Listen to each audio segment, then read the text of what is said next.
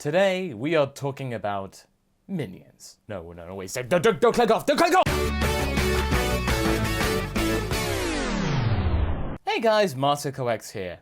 Now, not so long ago, we made a video concerning the thought about designing a bad guy for Dragon Ball and Dragon Ball Super. A sort of like a Build-A-Bear, only with bad guys. A Build-A-Baddie. Based on all of the elements that we have seen in previous iterations of villains within the whole Dragon Ball universe, what kind of construct could we come up with that would actually fit into the lore, but also be something rather fresh? Something that we could use going into a new hypothetical story. We managed to settle in that video on some kind of warlock because magic has been relatively untouched in the main timeline of Dragon Ball. Yes, I know Dragon Ball Heroes has been going non-stop with that element, but we're talking about the stuff that goes out on TV and in the manga. And I've got to thank you guys because you were really enthusiastic going into this venture. I've had loads of input for this and you've actually shared this with me on my Twitter at MasterCoX, so if you want to keep on sharing with that, then you know where to go. However, with great villains, there must come great minions. Now, we did touch upon said cohorts in the previous video, but it was a relatively small part of that grand experiment. So when you're coming up to thinking of a minion, just like with a bad guy, you've really got to get into the mindset. Okay. Are you a real villain? Have you ever tried to catch a good guy? Like a real Super Saiyan?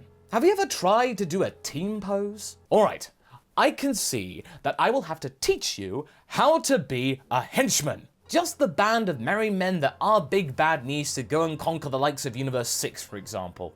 Or at least try and entertain us more than a typical DBZ movie minion. About 3 minutes. Now, if you think that henchmen are completely irrelevant to Dragon Ball, then you've really not been watching it that much because especially in the early days, they were a core component of any nefarious organization. From the colourful cast of the Red Ribbon Army to the musical children of King Piccolo, and of course Frieza's dairy-rich elite squadron, and of course the Fruity Flotilla. Just when you might be thinking that you're beginning to get a little bored about this bad guy, then you will not have to worry because he's got a bunch of sidekicks that will add some diversity, add some fresh thinking. You could just stick them in for about 3 chapters or maybe a couple of episodes, gives you a little bit of a break for the bad guy, and then you can go, okay, that was nice, let's get back to the main story. It's a nice little change of pace. And coming up with these kind of characters and making them actually pretty memorable is a lot harder than you might think. Toriyama, who for example came up with the minions in movie 9, goes into detail about the thought process for this and many of the other characters in the series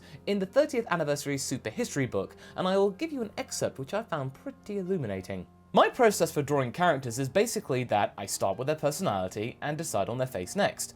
Then once the face is done, I can come up with their clothes. I try not to settle on any specific design concept ahead of time, because that just takes all the fun out of it. I guess it just comes down to whatever's influencing me at the time. And when coming up with new characters, I try to go with types I haven't drawn much before. Like with the Ginyu Special Force. My kids were little at the time and were really into Sentai heroes. So I thought, hey, those are interesting. It was real easy since their uniforms would obviously be the same pattern as what the rest of Frieza's army had on. It wasn't too different than what all the mooks were. So all I had to do was put 5 guys together and call them a Special Force. So yeah, it can be pretty much anything if it's on your mind, if something's trending at the time when you're actually coming up with the series, or if it's just like an idle thought. Inspiration comes in the strangest of places. But it's a very true thing that many writers have to deal with.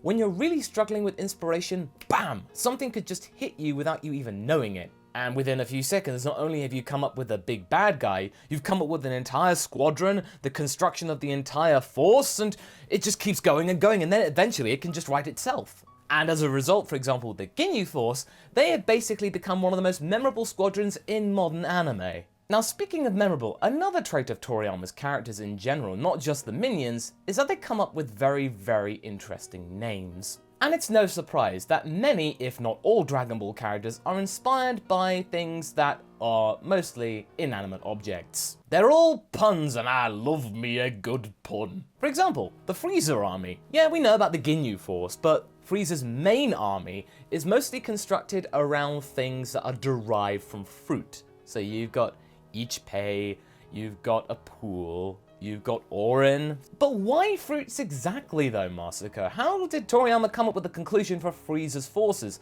Well, now that you think about it, it's actually pretty easy. What are Saiyans derived from? Vegetables. Put fruit and vegetables together, it's a very synonymous combo. It all entwines. But we're not done yet.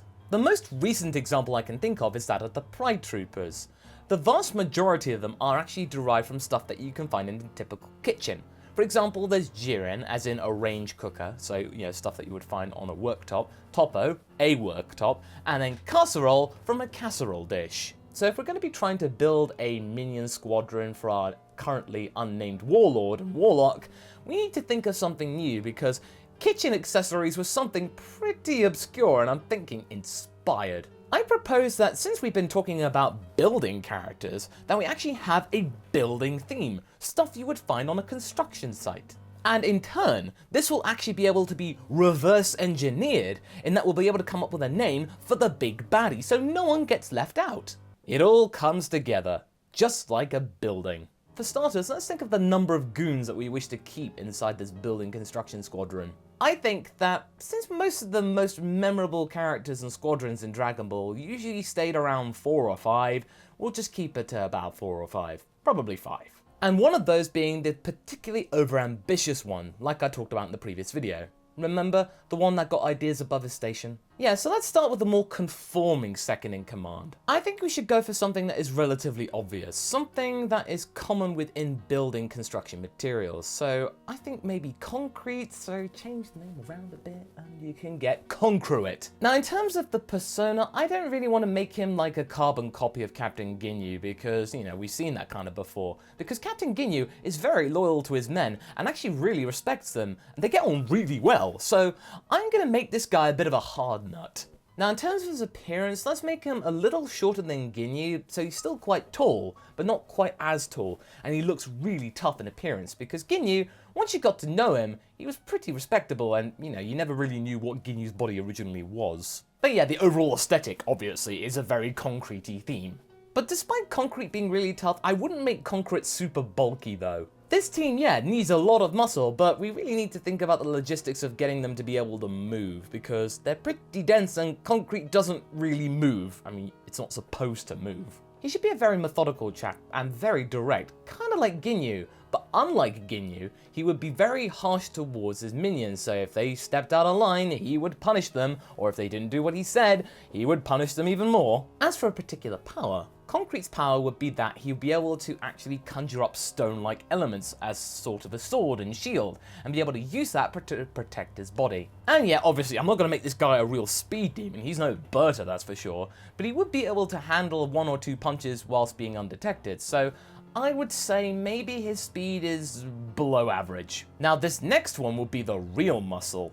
A big, strong, powerful individual known as Ziment from Cement, and his sole duty within this squadron is to break you. He's the strong, silent type who isn't particularly talkative to his colleagues, but yeah, loyalty and friendship, they are 2 very different things, so in terms of a friend, not so much. The only reason that Ziment hasn't wrecked Concrete yet is because if he did that, then the big bad would get angry and, the whole kind of dynamic and hierarchy, yeah, Ziment knows about that. So long as he gets to be able to punch things, then he's okay, he'll just take whatever. Not only that, but his fellow teammates might be at risk, so he doesn't want to risk them too. Because he's got actually a rather sensitive side underneath all that cement.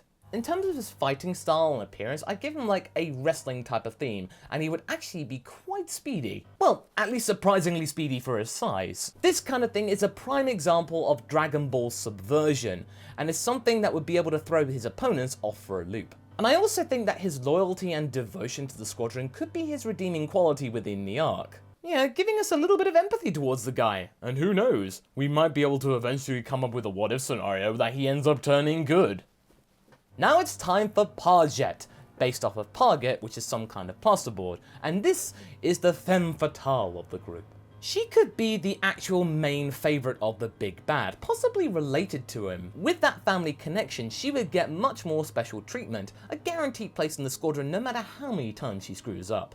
And in turn, this would give her a strong sense of pride and confidence because she can do no wrong. I would give her some kind of appearance which is alike to gems and crystals, as well as giving her powers related to light, binding her opponents. That means they would not be able to escape. Solar Flare, eat your heart out.